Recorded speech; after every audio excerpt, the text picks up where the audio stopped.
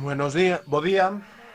Nesta nova etapa do camiño falaremos de ciencia e de humanismo con dous investigadores cunha carreira científica que vou intentar resumir. As humanidades son imprescindibles se queremos avanzar en disciplinas tecnolóxicas, especialmente como a inteligencia artificial, da que tamén se falou na etapa anterior. Moi especialmente se queremos desenvolver ferramentas ao servizo das persoas, como preconiza a Unión Europea. E para iso compre unha visión ética da disciplina. É un novo modelo económico no que a sostenibilidade será un pilar fundamental. Ata agora o crecemento económico está vinculado ao consumo de recursos e iso ten efectos negativos sobre o clima, a saúde humana. O crecemento económico ten que aprender a ser de outra maneira. As iniciativas políticas das que tamén falamos para este futuro sustentable non só requiren dun cambio tecnolóxico, senón tamén dun cambio social, nun cambio nas prácticas sociais. Temos moitos retos diante e os cidadáns tamén temos que ter un papel activo. Para falar destes aspectos cos algoritmos, humanismo, a participación cidadá e as cogobernanzas, temos o prazer de ter dous expertos nestes temas. Daniel Inirarity, catedrático de Filosofía Política e Social, investigador Iker Basque en la... profesor, ademais, en tempo parcial no Instituto Universitario Europeo en Florencia, onde é titular da Cátedra Intelixencia Artificial e Democracia. É doutor en Filosofía, ampliou os estudos en Alemanha, foi profesor invitado en diversas universidades europeas e americanas, como o Instituto Europeo de Florencia, a Universidade da Sorbona, a London School of Economics, a Universidade de Georgetown, o Max Planck Institute, resumo porque é moi longo, traduciu varios libros e ensaios, da súa calidade e do seu traballo dan indicio aos premios que ten, Premio Espasa de Ensayo, Premio Nacional de Literatura, na modalidade de ensayo, ten moitísimos premios. Premio Príncipe Viana da Cultura en 2013, da Caixa Laboral, concedeulle o Premio de Ciencias Sociais. Foi membro do Consello de Universidades por proposta do Senado Español, pertence á Academia da Latinidade e á Academia Europea de Artes e Ciencias con sede en Salzburgo. A recibida a francesa Le Nouvel Observateur, incluíuno en 2004 na lista dos 25 grandes pensadores do mundo. Luz Reillo é unha investigadora española interdisciplinar, lingüista pola Universidade Complutense de Madrid, máster en procesamento do procesamento do linguaxe natural, doutora en tecnoloxías das comunicacións pola Pompeu Fabra, recibiu tamén varios premios, entre eles o Premio á Excelencia Académica da Comunidade de Madrid, Premio a mellor estudante de maestría, foi bolseira da Generalitat de Cataluña, foi galardoada cunha bolsa de Google Edit Award e unha bolsa Santander para investigadores novos. No 2013 foi galardonada cun premio para investigadores europeos novos polo seu traballo que aúna tecnoloxía, lingüística e humanismo para axudar as persoas con dislexia. En 2018 recibiu o Premio Mulleres a Seguir, Innovador Social do Ano por Massachusetts Institute of Technology, Premio Princesa de Girona 2016 e está na lista de Forbes Under 30 no ranking de máis prestixiosos de Europa. Creou unha empresa contra a dislexia para axudar aos nenos con dislexia. Hai pouco recibiu o premio da UNESCO King Hamad bin Isa Al Khalifa polo uso da inteligencia artificial en educación. É a primeira española que recibe este recoñecemento e agora é un coñecemento na IE Business School de Madrid, unha das principais escolas de negocios do mundo. Benvidos a ambos, todo unha honra tervos a vos aquí nesta etapa sobre ciencia e humanismo. Vou empezar con algunha pregunta, Daniel, pero Luz, se ti queres aportar. Daniel, hai pouco o Centro para a Gobernanza e o Cambio realizou unha enquisa que deu como resultado que o 51% dos habitantes da Unión Europea apoiaría a substitución dos membros dos seus respectivos parlamentos por inteligencia artificial. Crees que é o posible que os gobernos acaben automatizando certas decisións? Crees que chegaremos á gobernanza algorítmica? Que oportunidades e ameazas ves nisto? Antes de nada, bo día a todos e todas. Moitas grazas aos organizadores destas maravillosas xornadas pola invitación.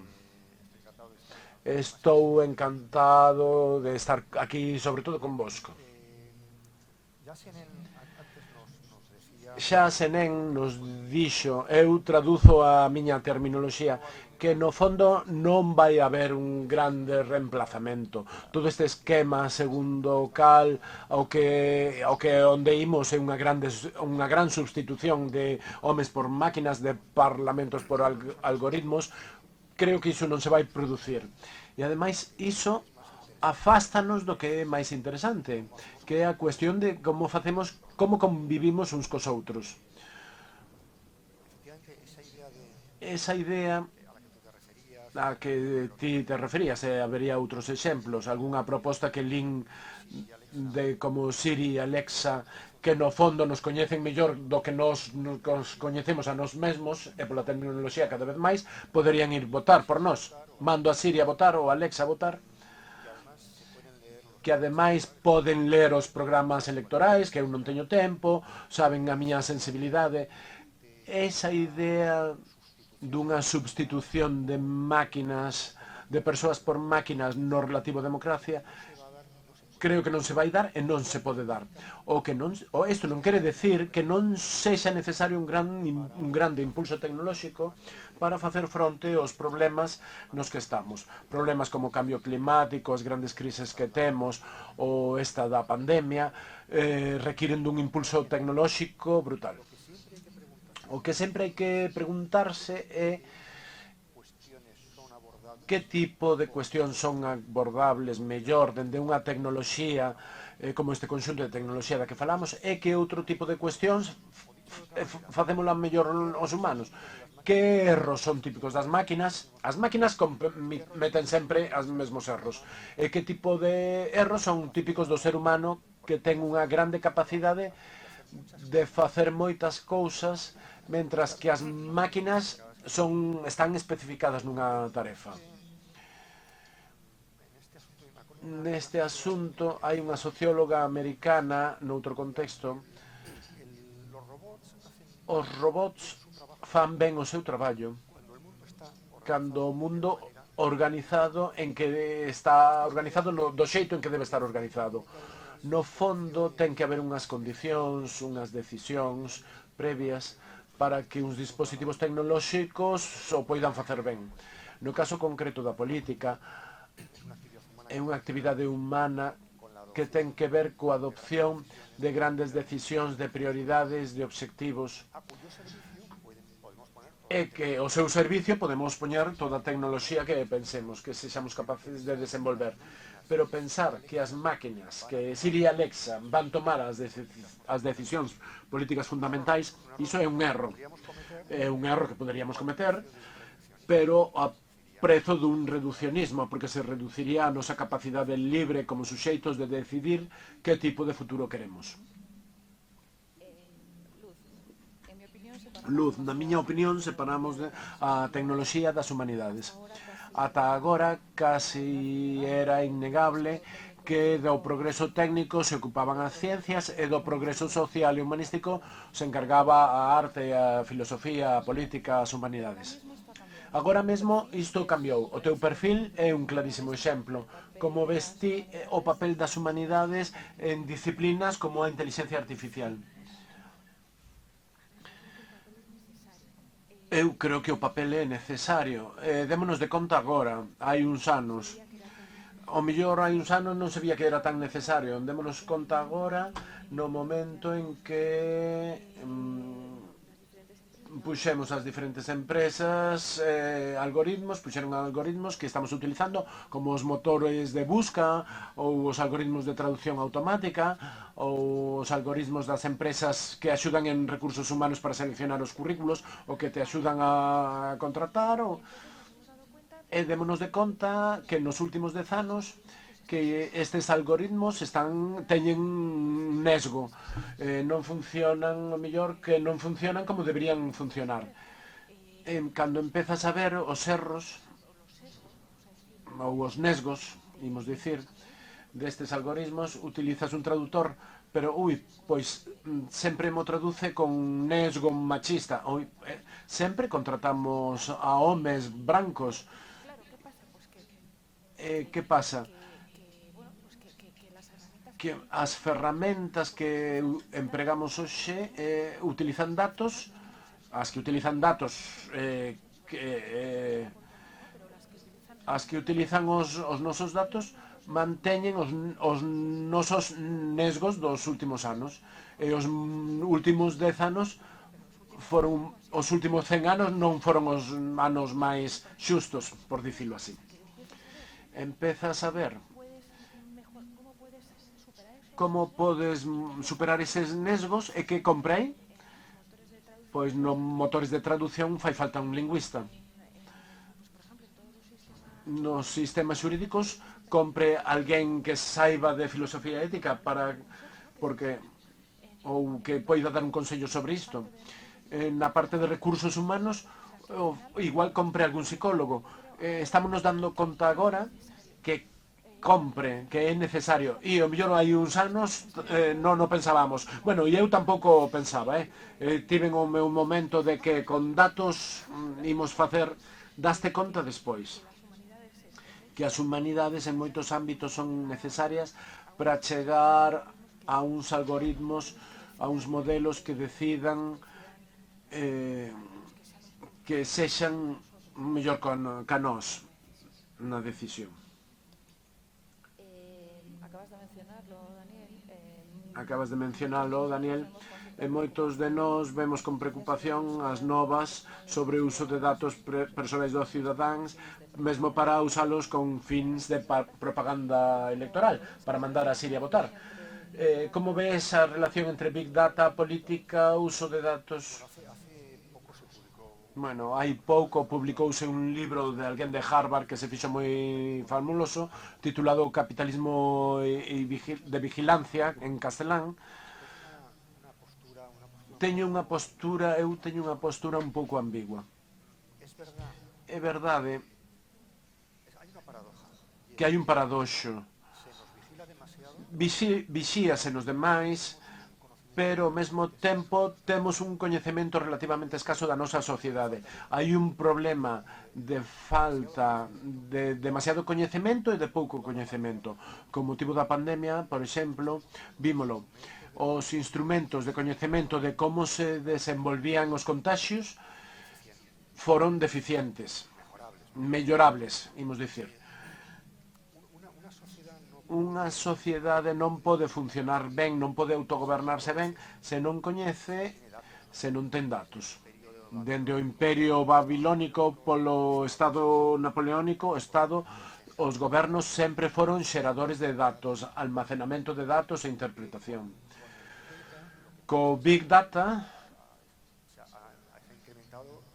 isto incrementouse exponencialmente. A cantidade de datos que se recollen e se analizan é enorme.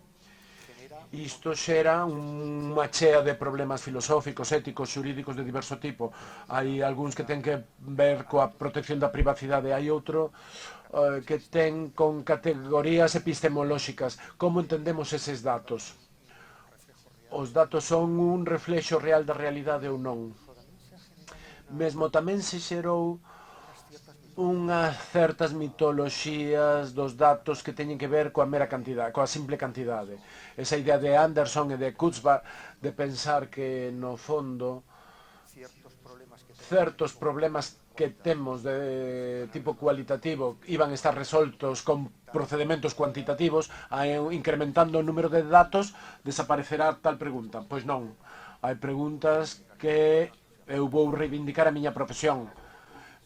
Eu non quero que o meu posto se anule porque eu me dedico á interpretación, non tanto á acumulación de datos. Despois está o tema da neutralidade. Que é un dato?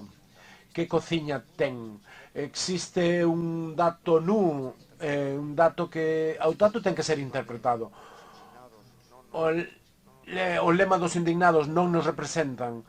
Pois eu creo de alguna maneira que cos datos temos que facer algo parecido. Os datos non nos representan. Volvo que dicía ao principio. É certa esa inquedanza de que nos están vixiando demais, pero tamén é certo, pero esos datos non nos están representando ben.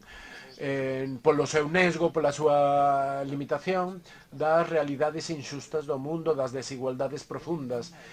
Teñen por riba ese halo de que xa entramos nun terreo de obxectividade. Temos moitos datos, teño un compañeiro de outra facultade co que discutía moito, vivíamos na mesma residencia e sempre utilizaba a mesma fórmula. Vouche dar un dato.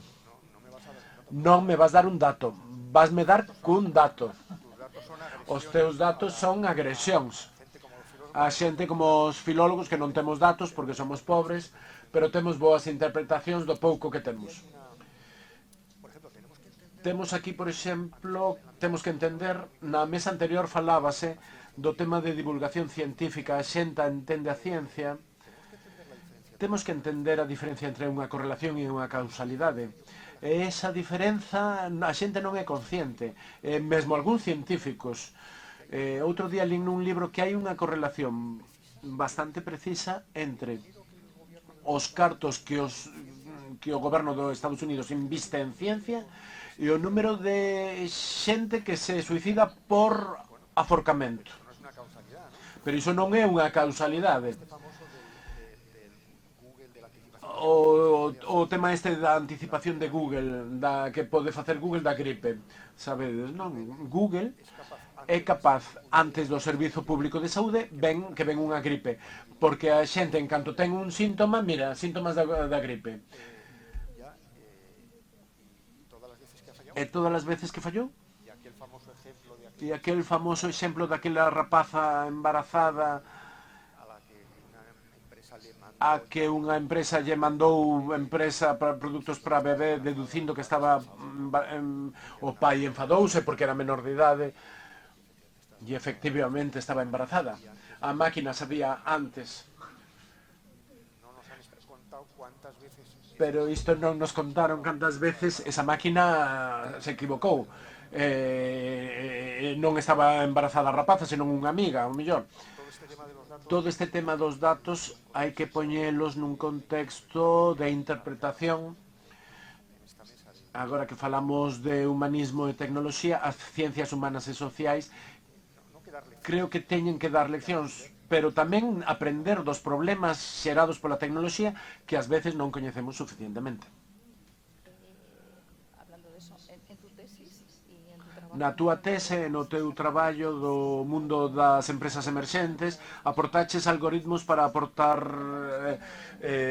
algoritmos para axudar as persoas con dislexia. Como traballas neste tipo de ferramentas? Como isto é un avance para as persoas con este diagnóstico?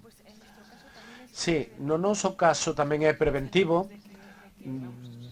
Esperamos que cho digamos antes de que os saibas, pero tendo en conta toda a privacidade e tamén se queres que sexa preventivo. Como fixemos? Este é un bo exemplo, sí que se mestura humanidade e tecnoloxía. Porque como precisamente a dislexia afecta a linguaxe, sobre todo a lectoescritura. É unha dificultade de lectoescritura que ademais afecta a un 10% da poboación. E como é xusto a linguaxe, probamos moitos experimentos antes sen ter en conta nada de lingüística e non nos saía nada. Se o problema xa ten que ver con algo de humanismo, con que non metas coñecemento humanista, mal. Como fixemos? O primeiro que fixemos foi analizar datos sobre como eran os erros ortográficos das persoas con dislexia e as persoas sin dislexia. E aí, eso foron 3 anos. Tras unha análise dun par de lingüistas que nos puxemos aí a tope, vimos que eran diferentes, que igual que hai gramática na linguaxe humana, hai non unha gramática, pero unhas tendencias nos erros das persoas con dislexia. Digo, non que non se equivocamos o tuntún, digo equivocamos porque eu teño dislexia. Iso é moi interesante, porque o feito de atopar un patrón, algo que potencialmente é diferente entre poboacións, ahora que teño que conseguir é, de alguna maneira, meter isto en algo informático que me saque uns datos que despois podamos meter nun modelo que sexa capaz de predicir se unha persoa ten risco ou non baseado no teu comportamento. O que fixemos foi introducir estes patróns lingüísticos en xogos informáticos. Nos xogos informáticos. Isto era antes da Lei de Protección de Datos. Tiñamos 32.000 usuarios que podíamos analizar como se ían comportando. E aí demos, custounos, pero demos con eses ítems, con eses elementos lingüísticos que sí, con unha grande cantidad de datos podíamos discriminar. Metémolo nun modelo de aprendizaxe automático, despois con Deep Learning, fixemos un modelo moito máis sinxelo, igual non era tan eficiente, pero era moito máis sinxelo, e podemos discriminar se unha persoa ten risco ou non xogando 15 minutos. Está implementado xa nos colexios públicos de Madrid e Murcia, máis dun cento de colexios públicos. E o último, estes patróns non só valen para detectar se o metes en exercicios de tratamento, de apoio ao tratamento, como cada persoa ten patróns diferentes e se vai personalizando iso, pode axudarche a mellorar e melloran. Fixemos estudios en colexios con control e cando recibes exercicios personalizados cos teus propios erros, pois os nenos melloran a súa lectoescritura. Eso a unha parte lingüística moi importante e unha parte de aprendizaxe automático, de inteligencia artificial. En relación coa sesión anterior, a ti axudouche que ti eras a túa propia traductora. Ti empezas estudando lingüística, acabas facendo un doutoramento en computación e este de tránsito entre a lingüística e a computación moi mal, teño que dicir. A min custoume un montón. Meteime en informática dicindo, sen saber moi ben onde me metía. Cando un máis novo métese onde faga falta. Deronme unha bolsa da la Caixa para ir a Inglaterra para estudar linguaxe natural e metinme aí a saco. A maioría dos meus compañeiros eran enxeñeiros. E pasei no fatal. Moi mal. Aprender a programar, pasei no moi mal, moi mal. En ese momento, que foi hai 12 anos, os equipos non eran tan multidisciplinares. Tiñas que unar ti as dúas cousas. Agora xa, por sorte, os equipos xa son multidisciplinares e non teñes por que saber ti do que... de todo. Menos mal. Agora xa sí que a miña función é de traductora. Este o que quere dicir é isto, quere dicir isto outro. Isto, a transición dunha área a outra, no meu caso, aínda que polos premios parece que foi para arriba, foi durísimo, complicado. Sobre todo o tema da linguaxe. Eu traballo en temas de sostenibilidade medioambiental con psicólogos. Empezar a internos foi complicado. Era o que mencionaba Senen antes. Na nosa plataforma para a dislexia, que aí colaboramos con pediatras, con logopedas, con psicólogos, con familias, poñer a todo ese mundo de acordo para un produto que lles dera valor foi máis difícil co dos datos e cada parte de inteligencia artificial. En serio. Daniel, xa o dixeches antes, entre líneas. Crees que é necesaria unha filosofía política da inteligencia artificial? Ata que punto é compatible a inteligencia artificial coa democracia? Eu creo que é un gran tema onde me parece que estamos aínda no principio. Hai un bastante desenvolvemento de ética da inteligencia artificial dende o punto de vista dos dereitos das persoas para a protección da privacidade. Aí neso sí que avanzamos moito. E o meu xuizo avanzamos moi pouco en facer unha teoría política diso. Isto que impacto ten na política, concretamente na política democrática, e ao revés, de que modo a democracia se pode beneficiar deste tipo de tecnoloxía. Aquí hai un modelo bastante rudimentario neste momento dende do marco teórico e reflexión. Pensamos a longo prazo estes sistemas de decisión automatizados, estes algoritmos, segundo o exemplo de Siri e Alexa que poñía antes, van saber moi ben como é o noso comportamento real e, polo tanto, van identificar moi ben como son as nosas preferencias e os nosos intereses. E, en parte, iso é certo. Sí que identifican ben, de acordo co modo que ata agora nos comportamos, nos movemos, compramos ou nos expresamos nas redes sociais. O problema é que a política non é un reflexo do que hai. Tú decíalo de outra maneira. Hai momentos nos que queremos romper, antes fumábamos. Antes nos ríamos cos chistes machistas. E como sociedade decidimos que isto acabou. Os fenómenos deses de ruptura, de innovación, de futuro propiamente humano, eses momentos non funcionan ben, non son ben identificados cunha tecnoloxía que practica o que podería chamarse comportamentismo radical, que pensa que o noso comportamento futuro vai ser moi similar ao noso comportamento pasado e presente. Iso é certo en bastantes cousas, pero non necesariamente é así.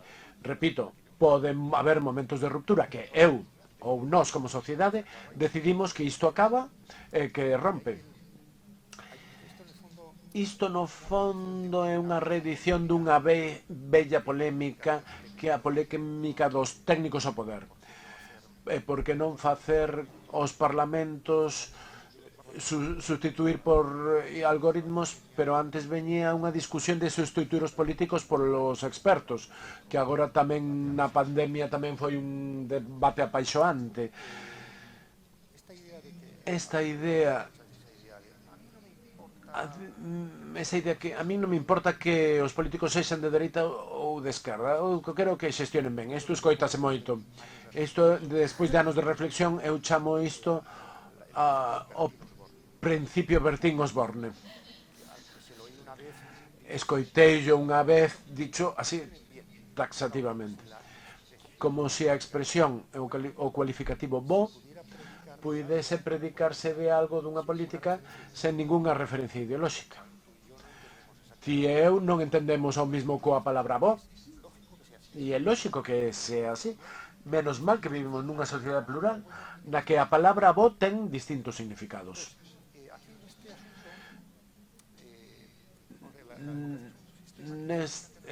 A democracia é un sistema que se houvese que reducilo a un valor fundamental, todas os afectados por unha decisión temos que ter un certo protagonismo na adopción desa decisión. Temos algo que decir nesa decisión.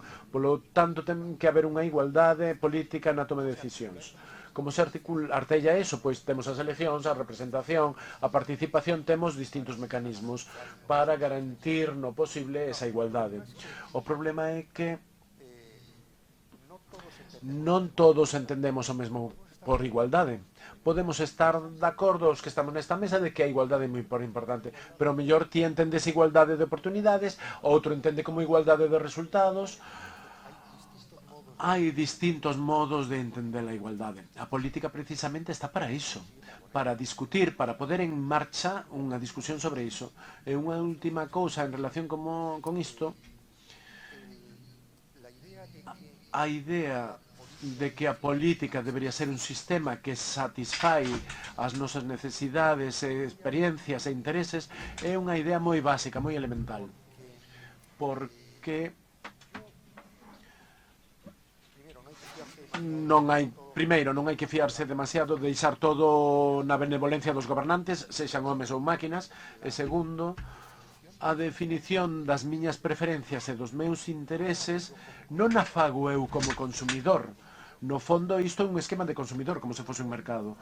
Eu podo formular as miñas preferencias e intereses en diálogo con outros. E podo reformulalas, ou podo considerar a compatibilidade das miñas preferencias coas dos outros. Iso é precisamente o sistema político. Para iso é o sistema político. Iso non se pode sustituir por un sistema de agregación de algoritmos. Ese é o gran soño tecnocrático que está detrás de todo isto. Os parlamentos, non sei se é unha boa ou mala noticia, os parlamentos non van pechar.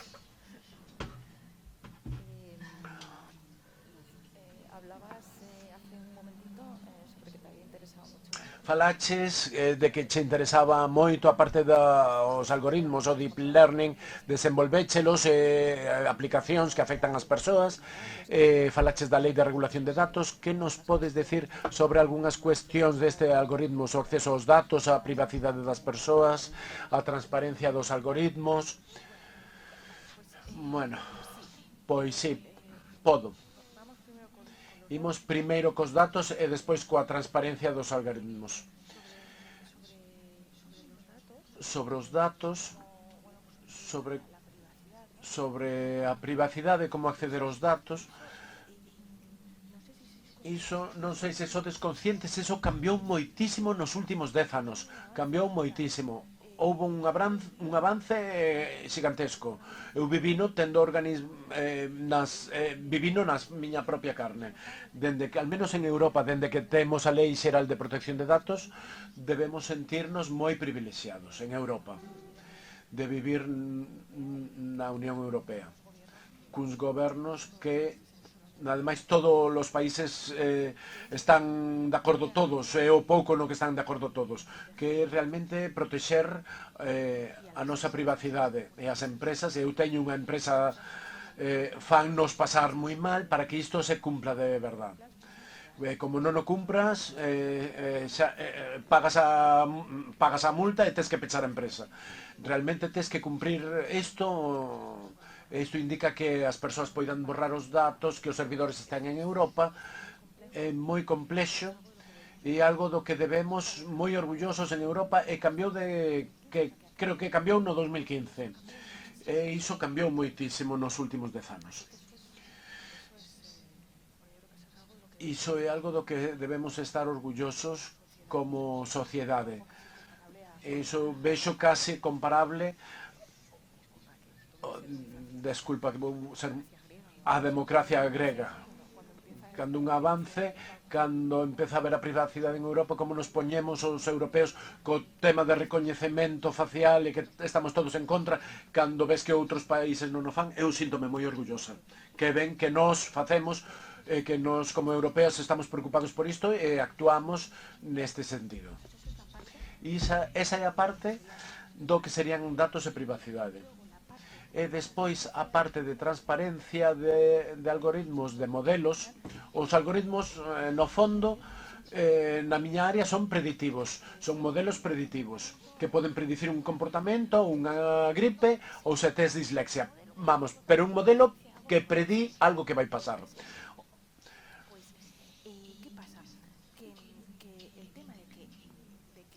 O tema do que hai dentro dese modelo, sexa transparente ou non, é moi complexo. Porque neste momento, na actualidade, polo xeral, os modelos que funcionan mellor, os modelos máis precisos, son os modelos que, primeiro, fanlle falta un montón de datos, e segundo, son os modelos menos transparentes. Entonces, Hai outros modelos que son fantásticos, que agora eu estou moi metida con estes, que o mellor se cadra fanlle falta menos datos, co cal iso ven moi ben, pero son un pouco máis interpretables, son máis intuitivos. Vou vos poñer un exemplo para que se entenda, porque senón é un abstracto. A primeira vez que lanzamos o modelo o test de cribaxe de dislexia utilizaba redes neuronais de deep learning.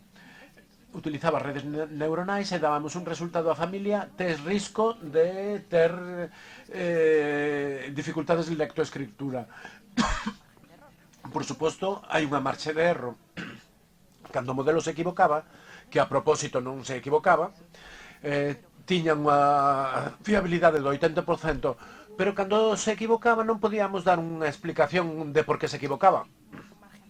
Que ten unha marxe de erro. Sí, pero como os coches automáticos que yo escoitei a Senén, un coche automático ten un erro, é tremendo. Pero, sin embargo, os coches automáticos salvan moitas máis vidas cos condutores humanos. Sábese que son seguros, pero se un coche automático ten un erro, todos contra os coches automáticos. Pasa o mesmo coa dislexia. Se había un erro, como mellor non o podíamos explicar, moi mal. Cambiamos iso, cambiamos ese modelo, cambiámoslo a outro tipo de modelo, primeiro con árbores de decisión, e despois empregamos regresións, que ven ser que na visualización tiñamos como unha especie de raya con dislexia e a raya iba movéndose cara a un lado e ao outro. Era moi intuitiva para a familia, veía, decía, andaba aí. Podías te equivocar máis ou menos, pero xa era máis comprensible. E iso mellor non tiña unha sensibilidade tan elevada, un grau de certeza tan... Pero os usuarios, que son 300.000, xa o aceptaron moito mellor. Pero se nos estamos equivocando máis. Pero como era máis transparente, como se veía un pouco como funcionaba, era máis interpretable, pois era máis aceptado. Neste nicho tan pequeno como é a dislexia, foinos ben isto. Pero imagínate en cousas máis importantes como en políticas públicas, se vai ter unha sentenza ou non, se o contratas ou non, en cousas máis serias. Aí que o algoritmo sexa transparente é difícil, pero ten que ser o maior transparente posible para ver cando falla, en que ha fallado e por que fallou. Esa é unha tarefa que coido que as estrategias de inteligencia artificial dos diferentes estados, de Estados Unidos, as europeas, que acaban de publicarse, deben ter en conta. Pero é moi difícil. Os que funcionan mellor, teñen máis cantidad de datos, son os menos transparentes. Podo dicir algo? O primeiro, a propósito do tema dos accidentes dos coches automáticos. Creo que isto ten que ver, o feito de que nos escandalicen tanto eses accidentes, ten que ver coa comparación das expectativas coa realidade. A expectativa cos sistemas automáticos é altísima. E a nosa tolerancia ao erro é moi pequena, precisamente por esa expectativa. E no imaginario social, a ver como digo sen que pareza unha provocación, está infraestimando as capacidades humanas de decisión. Non somos tan malos. Que necesitamos a máquinas. Eu son un gran defensor dos algoritmos e dos mecanismos automáticos, pero os humanos tampouco decidimos tan mal. Conducimos bastante ben. Tendo en conta que nos cansamos, nos emborrachamos, temos mal carácter, non nos facemos tan mal. Por certo, os humanos ademais tomamos as decisións con pouquísimos datos. Niso nas máquinas non nos van ganar. As máquinas son moi boas cando teñen moitísimos datos. Nos, as principais decisións da nosa vida, tomámolas con moi poucos datos. Por exemplo, ter unha parella é unha decisión bastante importante na vida. Tela ou non tela. A miña nai, todo o mundo se está divorciando. A metade dos matrimonios rompen.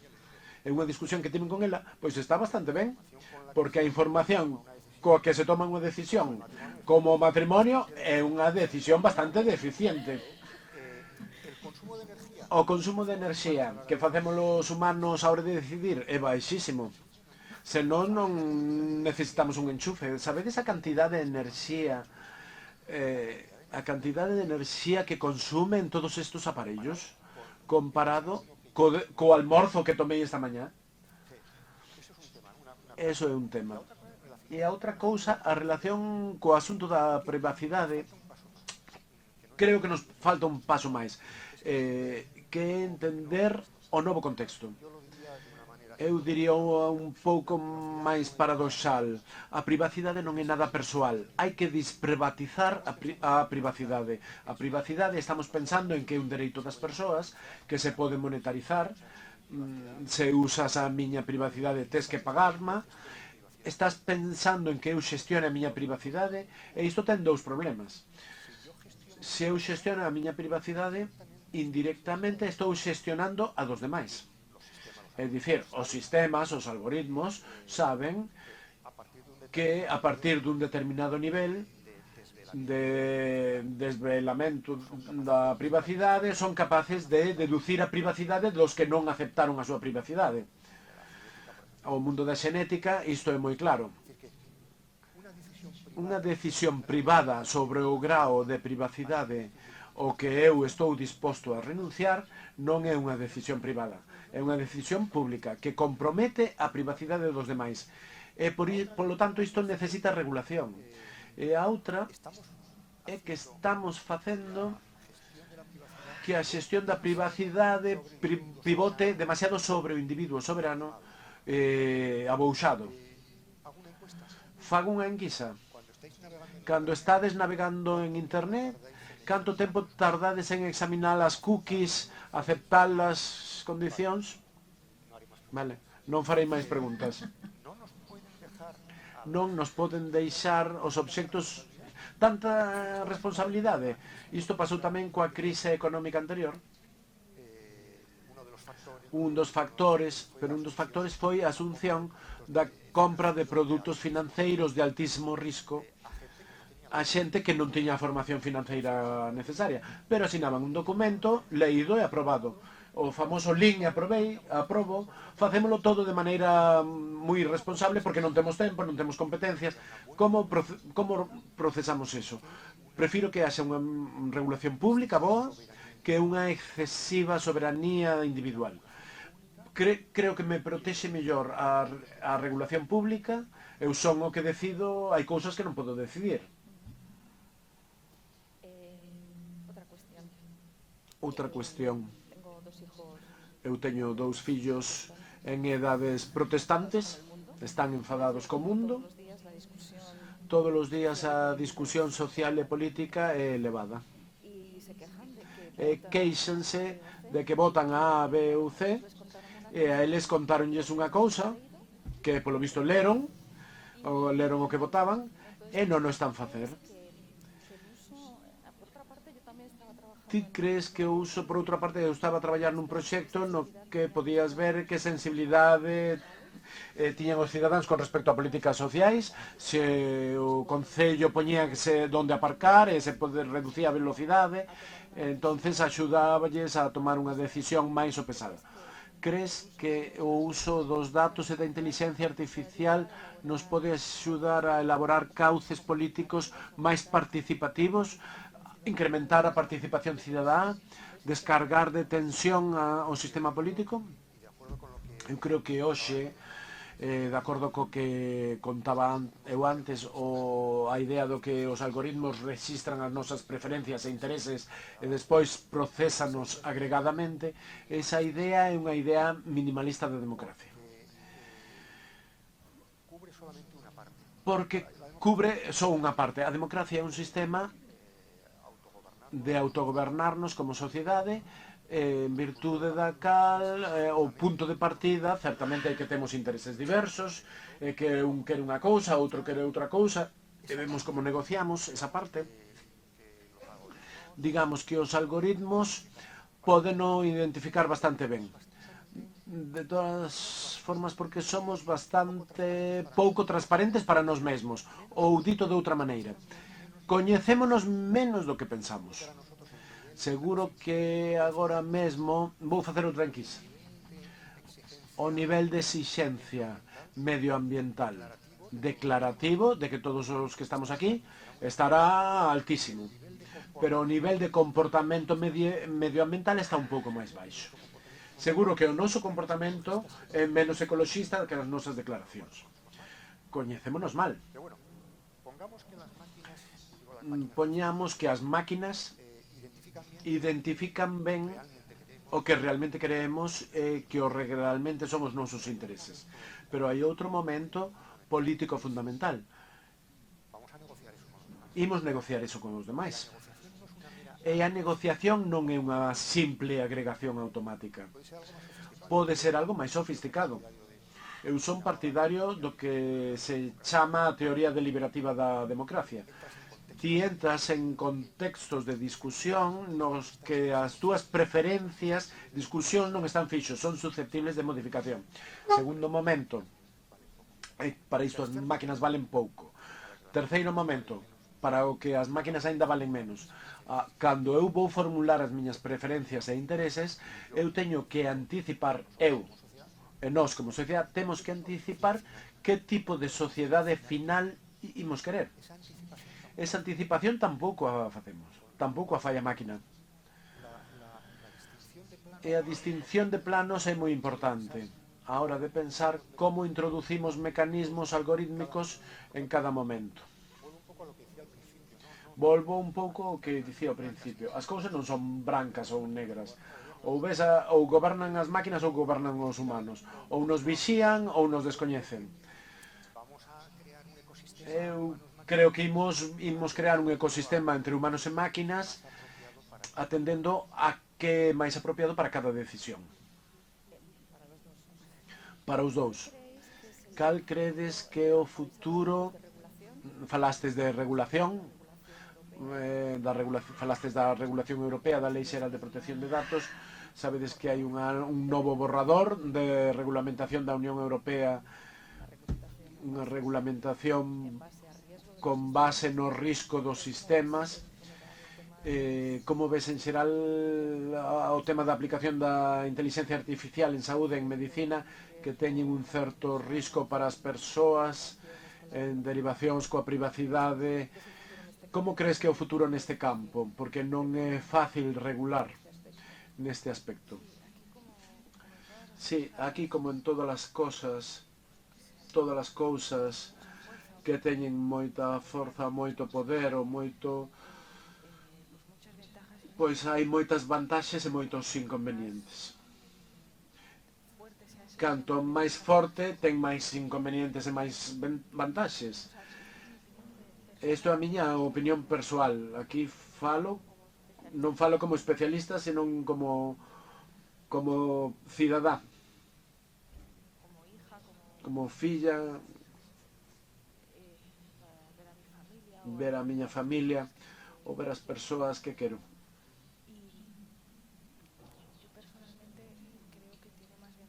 Eu coido que ten máis vantaxes que riscos. Ou polo menos gustaríame pensar iso. Iso é un pouco que é unha coiraza para min. Sí, ten riscos, pero creo que ten un potencial, xa o empeza a ter, pero ten un potencial de moitísimas máis vantaxes. Personalmente prefiro deixo toda a miña privacidade e que me solucionen problemas que me afectan.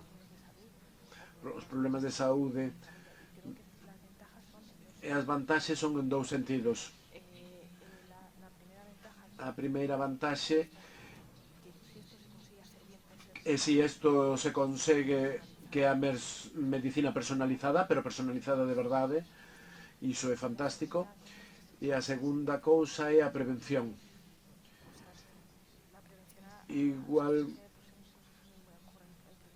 Igual que hai prevención de infarto, hai ferramentas que preveñen pero a prevención case cando naces, do que che pode pasar, do que tes que ter cuidado dos factores de risco, iso sería fantástico. Eu teño unha enfermidade e a min encantaríame que cando eu nacín tes que tomar a vitamina B alta, tes que facer isto outro e estar aquí. E se iso mo dixeran no seu momento, eso con un sistema de inteligencia artificial poderíase ter feito. Pero a pesar dos moitísimos riscos que ten, que en Europa somos moi sensibles á privacidade e está moi ben, creo que ten maiores beneficios. E hai outro exemplo que pasou na pandemia. Eu son moi controvertida, pero é que eu penso así. En Europa, por exemplo, o que cando empezou a primeira onda, a primeira vaga en Corea do Sur, instalaron un sistema de rastrexador das persoas nas que sabías con que estabas, con que non estabas, se tiña COVID aparecía, e se te xuntabas aparecía nunha zona encarnada dun barrio que se aparecía unha zona roxa encarnada, desinfectaban. Na primeira vaga non afectou moito, en detrimento da súa privacidade, pero ali morreron moitas persoas. En Europa todos fixeron un rastrexador de COVID e os europeos decíamos, pois non, eu non quero que saiba onde estou. Google e Facebook sí que poden sabelo, pero o goberno non. E non funcionou, claro. En Europa tivemos unhas consecuencias moito máis gordas. Que aquí, bueno, pois temos... Claro, canto algo máis potente, máis vantaxes e máis inconvenientes ten. E que eu creo que son máis importantes as vantaxes. Sí, na miña facultade tuvemos algún caso de alumnos e detectámolos tamén utilizando esa aplicación. Ai, sí que ben.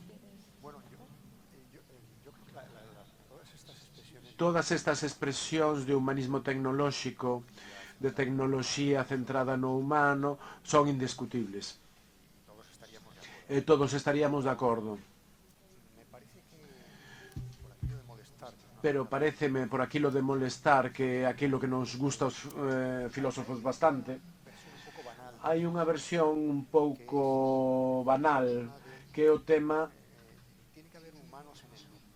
ten que haber humanos no loop, ou non. Hai loops, que se hai moitos humanos, non hai quen ande por aí. O gran obxectivo debería ser como conseguimos non renunciarmos a ningún beneficio da automatización e ao mesmo tempo non renunciarmos a unha soberanía, ainda que esta palabra non me gusta moito, en relación con este tipo de artefactos. Hai certas visións, falo no mundo periodístico, non no mundo dos expertos que son máis rigorosos, neste mundo de humanismo tecnolóxico, canta máis xente haxa conducindo un coche, mellor. E hai unha especie de prexuizo antitecnolóxico que eu rexeito totalmente, porque me parece que nos leva a erros moi grandes. A tecnoloxía é a solución, a tecnoloxía é parte fundamental da solución. Estámoslo vendo fundamentalmente como un problema. A palabra tecnoloxía xa nos asusta, de principio. Xa me veñen quitar o posto de traballo. Xa veñen deshumanizarme. Por que non o vemos de outra maneira? Normalmente explico isto para que a xente na clase entenda. Poño un exemplo moi simple. Eu, que xa teño uns anos, tiven varios coches na miña vida.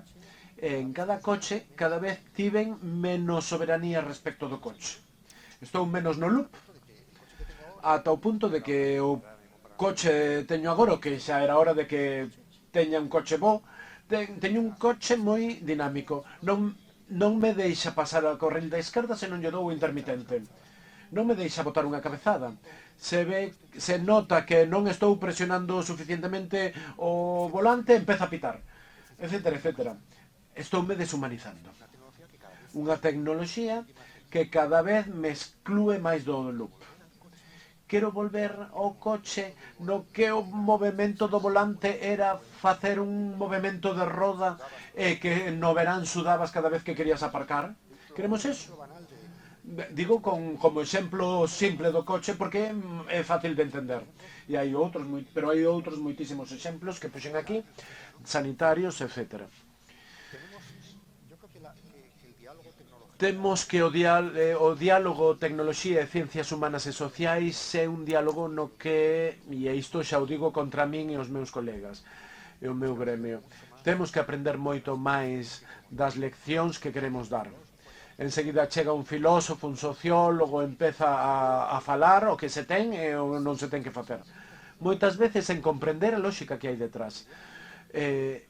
Deberíamos dedicaros que, teóricamente, somos encargados de humanizar a cousa tan perversa como é a tecnoloxía, deberíamos dedicarlle máis tempo a estudar como funciona iso.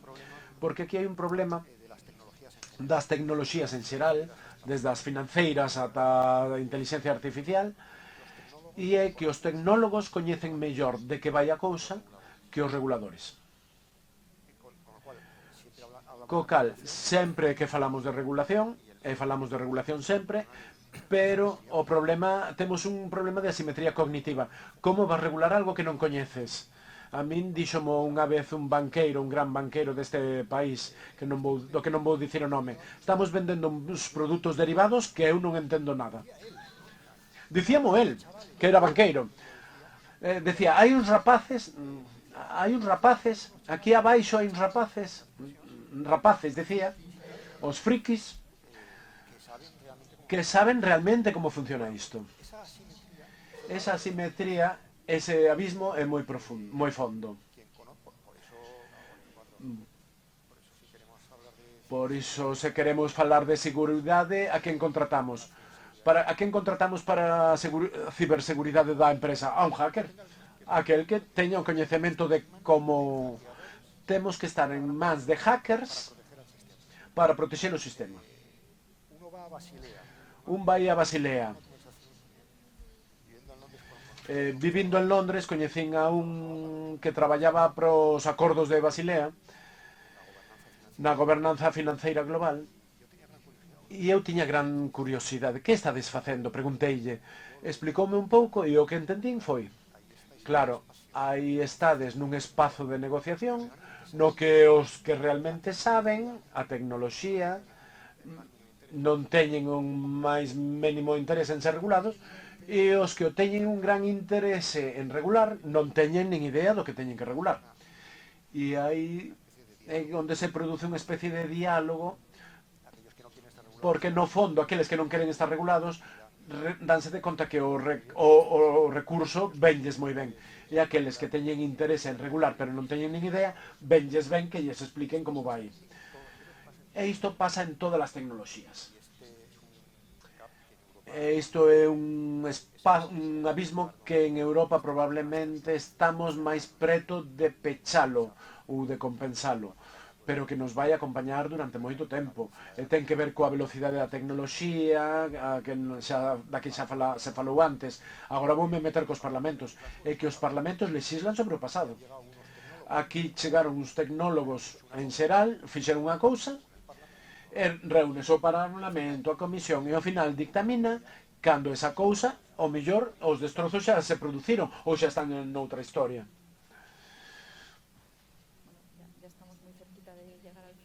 Xa estamos moi preto do final.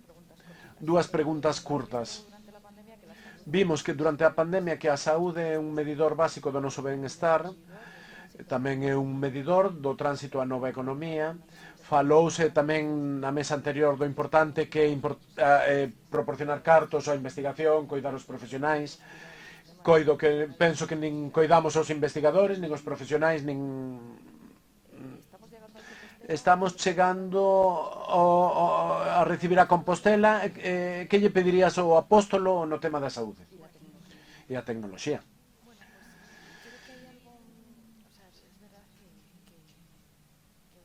É certo que durante a pandemia pois varios grupos de persoas derono todo máis alá das súas posibilidades polo resto. Pero tamén creo que pasou algo. Non é que sexamos máis fortes nin saímos reforzados. Pasou algo na sociedade, pero penso que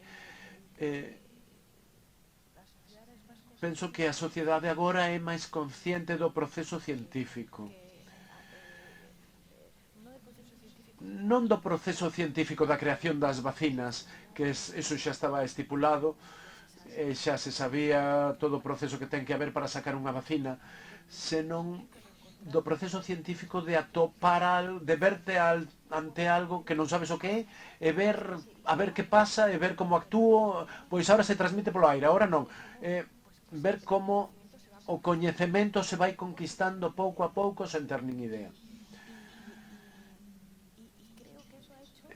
Creo que iso é vivir isto en conxunto fixo que entenderamos mellor o que é a ciencia. Dende que pasou da pandemia, ninguén se queixa de que o noso test é que equivoque nunha opinión. Dende que pasou isto, o noso test xa importa que o test se equivoque, porque xa saben o difícil que é chegar a un porcentaxe de acerto total. Creo que aí é donde cambio de mentalidade. O que lle pediría que creo que eso foi o que aprendemos, como que as persoas que non son investigadoras xa o viviron. O que lle pediría é que se pasou isto, se xa temos aprendizaxe automática, a próxima vez ímolo predicir ben.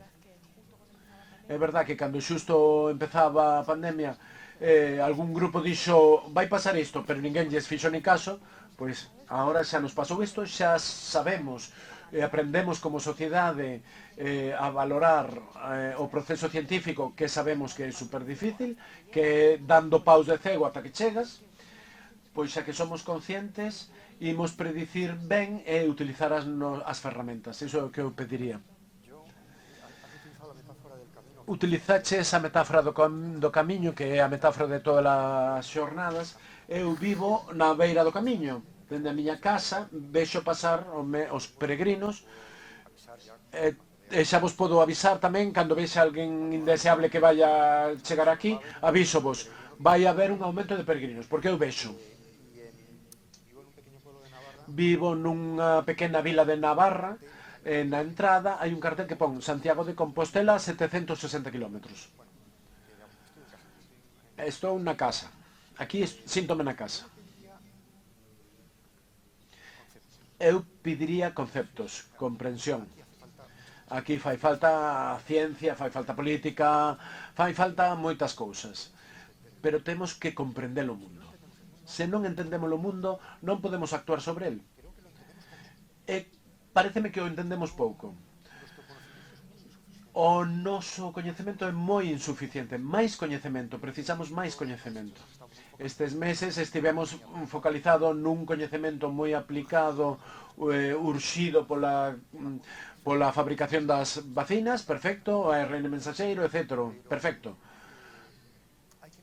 Pero hai que comprender, necesitamos conceptos novos, conceptos adaptados á complexidade da sociedade contemporánea, que non é fácil.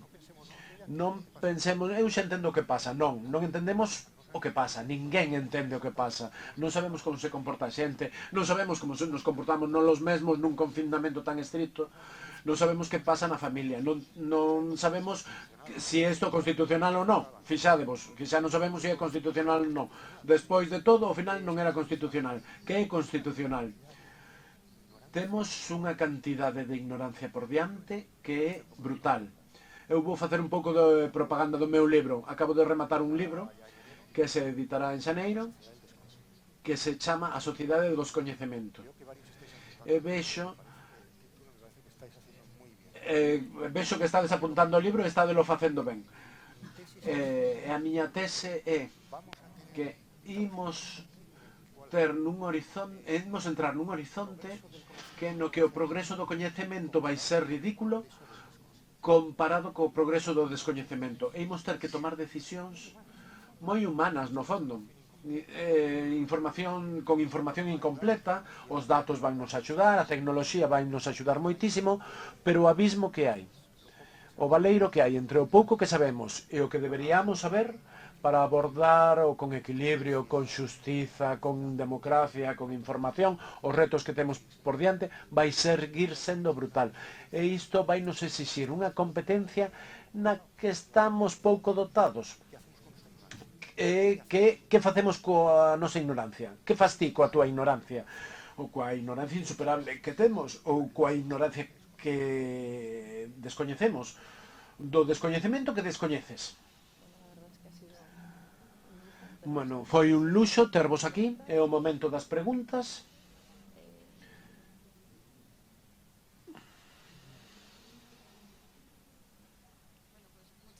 Bueno, pois moitas gracias pola sesión. Encántame que rematases con este apoio á investigación básica e tamén o coñecemento, que coido que eso é moi importante. Falouse tamén dos límites e tamén un pouco do control, e iso pareceme tamén moi importante. Mencionouse, por exemplo, en medicina personalizada. Vou poñer un exemplo. Hoxe por hoxe podemos secuenciar todo o noso ADN, podemos identificar factores de risco, podemos secuenciar os nosos cancros, podemos corrixir enfermidades xenéticas, pero iso ten un punto que tamén podemos intervir no sentido de elixir. En principio, conceptualmente, elixir que os nosos fillos teñan ollos dun color, iso é un exemplo. Pero a hora de definir estes límites en canto a todo o potencial desta investigación e inteligencia, como vedes, quen debería definir, limitar estas posibilidades ou controlar as aplicacións éticas? Os científicos, os expertos, os humanistas, a xente...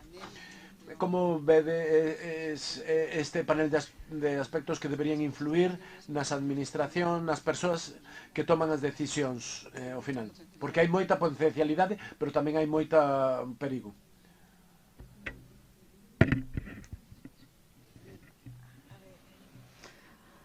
Ben, eu creo que Daniel vai saber mellor, pero de todas as maneiras, a sensación que eu teño é que ao final vai ser o mercado que o regule. É que o que estamos a ver. É super triste, pero pois eu creo que aínda que haxa... Sí, ao final pode haber xente que teña os ollos azuis. Non sei, é moi espantoso que estou a dicir, pero é a sensación que teño. Seguro que Daniel sabe responder isto ben. Non sei. Pero podo aumentar a confusión. Aparentando que sei. A ver, se eu tivera que dicilo que unha palabra, diría, decidámoslo democráticamente. Ata agora tomamos moitas decisións, non nos foi tan mal. Democráticamente. Que significa iso? Coa intervención de moitos axentes, valores, planos, intereses, nunha discusión conflictiva.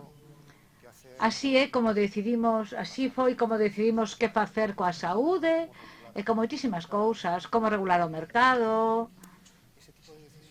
Evidentemente, ese tipo de decisións tómanse en contextos de profunda asimetría, que o que Luz sinala agora, o mercado. Sí, claro, que o mercado é moi potente, os intereses económicos e demais. Pero tamén hai historias de éxito, de como o mercado moitas veces foi un mecanismo ben regulado, foi un mecanismo de identificación de interese e satisfacción de demandas. Ao final isto é un pool, porque ti utilizaches moitas veces, varias veces a palabra experto. Ollo con iso. Os expertos, que expertos? Agora mesmo na pandemia parecía que nos tiñamos que axeonllear diante dos epidemiólogos e dos virólogos. O cal é razoable ata certo punto, pero en canto nos erguíamos de estarmos axeonllados, decatábamos de que era un erro, porque había outro problema. Lembrades esa figura do payaso de circo que ten moitos pratos cuns paus e que ten 17 pratos e que procura que non lle caia ningún. Unha sociedade é algo parecido a iso. Hai que escolarizar os nenos e as nenas. A economía non se pode parar. Estamos contaminando demasiado. Hai un virus que se espalla. Hai que comunicar coa xente. A xente protesta. Se meto as persoas na casa, se cadra, meto as mulleres cos seus maltratadores, en moitos casos. E ao final realmente unha leria e tentar manexar moitos pratos a vez. A solución é que non caian os pratos. Atender a moitas variables. Eu non me poño de xeonllos, eu non diante de Fernando Simón, non me xeonllo diante de Fernando Simón. Quero escoitar a súa opinión. Paréceme moi cualificada. Por certo, hai outra cousa no lugar das decisións políticas. A que tipo de expertos lles prestamos máis atención? Porque eu recordo que no medio do confinamento, nun debate que tiven, había un psiquiatra que foi a primeira vez que escoitei esta idea, que xa repetimos todos, que dicía, ollo coa psiquiatría, que isto é bestial, que meter a xente na casa para moitos foi unha maravilla, os meus fillos que estaban fora viñeron a casa, que máis quero, vexo Santiago, dentro da miña casa vexo Santiago, a 700 km, pero para moita xente isto foi terrible.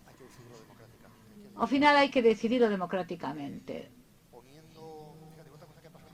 Outra cousa que tamén pasou interesante é que as ciencias científicas, vaya redundancia, tiveron moita importancia, a bioloxía, a saúde, pero os debates máis duros foron debates de ciencias humanas e sociais.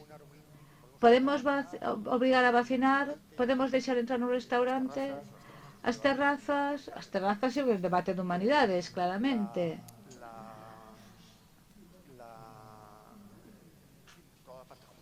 Toda a parte xurídica, a parte constitucional, o estado de emerxencia ou non. Ao final,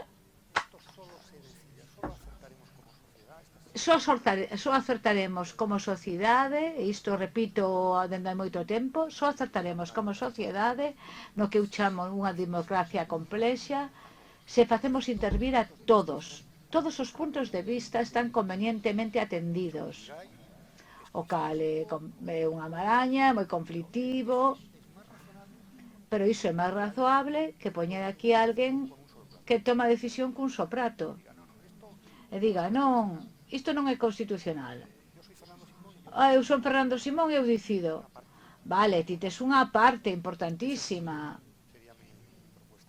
Esa sería a miña proposta.